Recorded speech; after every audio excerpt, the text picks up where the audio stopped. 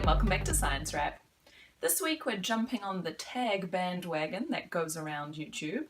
Very late in the game, but I'm going to do 40 facts about me. And because this is a science show, we're going to make them science themed.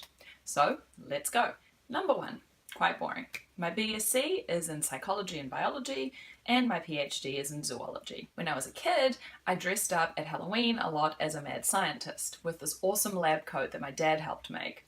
My favourite science TV shows when I was a kid were The Magic School Bus, and I'm sorry, I have to say I don't rate the remake at all, and the BBC's Human Body and Child of Our Time. My favourite computer games when I was a kid were, again, The Magic School Bus explores the solar system. I also really liked Where in the World is Carmen Sandiego, Encarta's or Microsoft's Dangerous Creatures, and Encarta's Mind Maze. My science idols when I was growing up were my dad, he's a computer scientist, Robert Winston, David Attenborough, Jane Goodall, and Ms. Frizzle. All of those people are still my idols today, except that I would also add in my PhD supervisors. They are just the most knowledgeable and dedicated and super nice people that I ever had the pleasure to work with, and I still keep in touch with them now. One of the school science projects that I remember is that I made a balloon-powered car out of Connects, also with my friend Jin. The most memorable science topic from high school was learning how soap works, which is really weird, but I still think about the hydrophilic and hydrophobic parts of the soap molecule when I'm doing the dishes. Also, in high school, my friends and I stole some of the HasChem stickers out of the chemistry lab. Titrations, which is where you take a solution of a known concentration and use it to figure out the concentration of another solution, basically you're dripping tiny drops into this beaker, were the absolute most frustrating experiments I can ever imagine. If you did one drop too many, the reaction was over and you pretty much had to start all over again. At primary school, I wanted to be a National Geographic photographer. At high school, I wanted to be a medical doctor. When I was in undergrad, I wanted to be a psychologist. When I finished undergrad, I wanted to study animals. During my PhD, I wanted to have my own science TV show. And actually, to be fair, I still really want that. I thought I wanted to be a professor, but I was also really working towards being a science communicator and science writer. After my postdoc, I knew science communication was absolutely what I wanted to do. Once I was in a TV segment and they called me the Sheep Whisperer. Enter the Sheep Whisperer, Dr. Miriam Gooskin. I came runner-up in our university's 3-minute thesis competition. To this day, I'm still terrified of Bunsen burners. Throughout high school, I always got my friends to light it, and even now, I can't even really light the barbecue. It just freaks me out that the gas is just going to explode in my face, so worst scientist ever. My favourite animal is a platypus, and I also really love the word monotreme. My favourite particles, at least at the moment, are neutrinos. It's just fascinating what they can tell us about the universe. Evolution also really fascinates me. For my honours project, I wanted to find out whether handling lambs when they were really young changed how they perceived pain later on.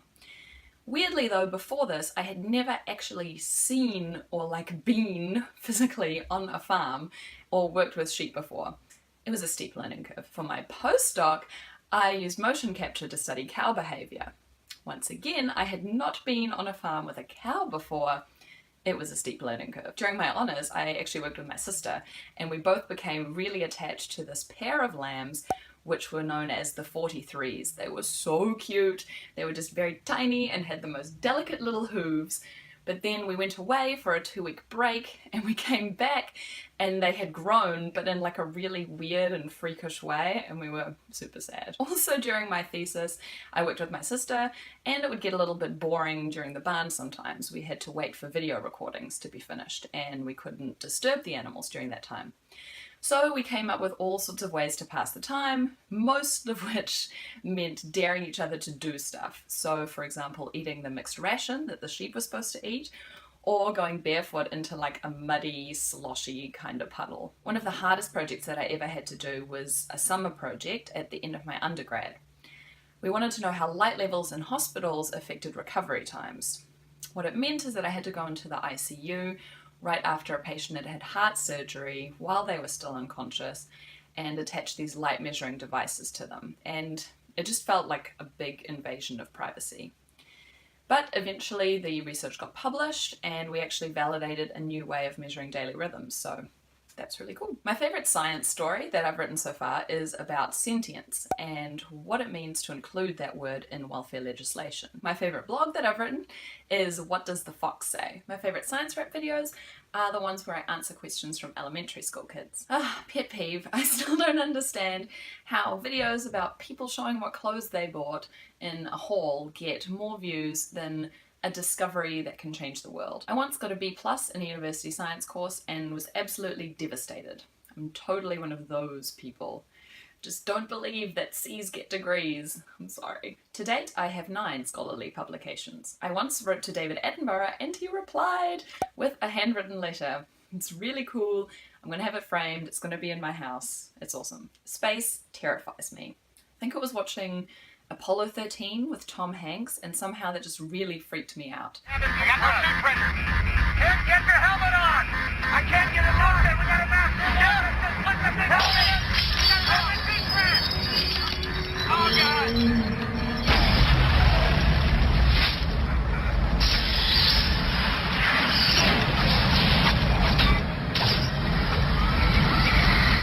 I love learning about space, I love exoplanets and neutrinos and all that kind of stuff, but I have absolutely no desire to go there. Throughout high school and university, I worked a lot with kids for my part-time job.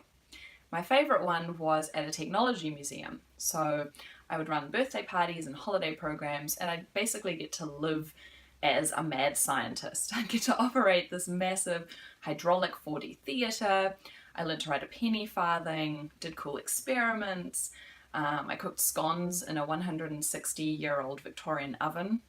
It was really cool. And the kids would always have the most unusual, amazing and challenging questions for me. I think I really love science in that way because you get to be a kid. You get to be curious about the world, you get to ask how it works, and you also get to be a bit of a detective. You get to figure out the answer to those questions. I love science writing because it makes science accessible to people. Science publications are great, journals are great, but only really for scientists. I really love telling stories about questions people have, how things affect society, affect policy, the journey that people have gone to get some of the answers that they do. It's fascinating. My dream, as of this very moment, is to be an amazing science writer for a big science publication or newspaper. Either that or to be David Attenborough. Well, there you go. 40 sciencey facts about me. Hope you got to know me a little bit better and found some of these interesting. As always, thank you so much for watching and we'll see you next time. Bye!